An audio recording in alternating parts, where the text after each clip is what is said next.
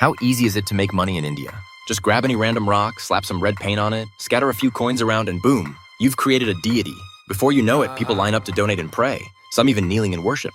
Within 10 minutes, those coins multiply tenfold. Seems like a business opportunity too good to pass up, right? The truth is, using religion to scam people out of their money is nothing new in India. Even an alien fell victim to this very scheme. His name was PK, and he came to Earth last year on a research mission.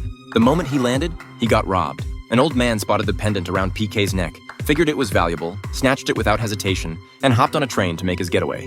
This was a huge problem because that pendant was actually the remote control for his spaceship. Without it, PK was stranded on Earth. Since it was his first time on this planet and he knew absolutely nothing, PK started observing his surroundings. He noticed everyone wore clothes, so he grabbed a couple of outfits from a car, thinking that would help him blend in. But he couldn't figure out why everyone kept laughing at him.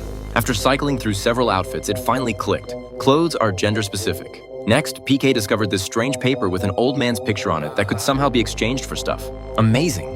And getting this paper wasn't hard at all. You could find it in clothes left in cars or pick it up from blind people on pedestrian bridges. Now that food and clothing were sorted, there was still one major problem: the language barrier. For instance, he noticed a hairdresser whose clothes looked a bit off, but he couldn't just tell him, so he tried to fix it for him instead. The hairdresser looked pretty annoyed. Did I ruin his fashion statement? So PK tried to put the clothes back the way they were.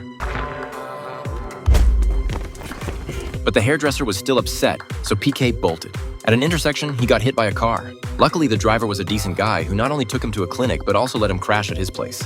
On the way back, PK kept staring at the driver, then suddenly grabbed his hand. The driver nearly jumped out of his skin, quickly whipped out his license and blurted, "Gender, male. Preference, female." What he didn't realize was that PK grabbed his hand to acquire language skills. On PK's planet, they have this special ability. Just by holding someone's hand, they can copy all of that person's skills. Later, PK spotted a newlywed couple holding hands and immediately tried to join in. The groom pulled out a knife and chased him for 2 miles before the driver finally showed up to rescue him. Seeing how desperately PK wanted human contact, the driver decided to help him out. He pulled out his wallet and took PK to a place where holding hands was totally acceptable. There, all the women were forward and eager, and PK finally got what he was looking for. He held a woman's hand and downloaded the language pack all night long. When the download was complete, he opened his mouth and could actually speak fluently. PK quickly woke up the driver and told him his true identity, then took him to the spot where the remote had been stolen. Based on the train's direction, the driver figured the thief probably took the remote to Delhi to sell it. So PK said goodbye to the driver and hopped on a train to Delhi. As soon as he arrived, PK started asking around if anyone had seen his remote. Everyone told him the same thing: ask God. God knows everything.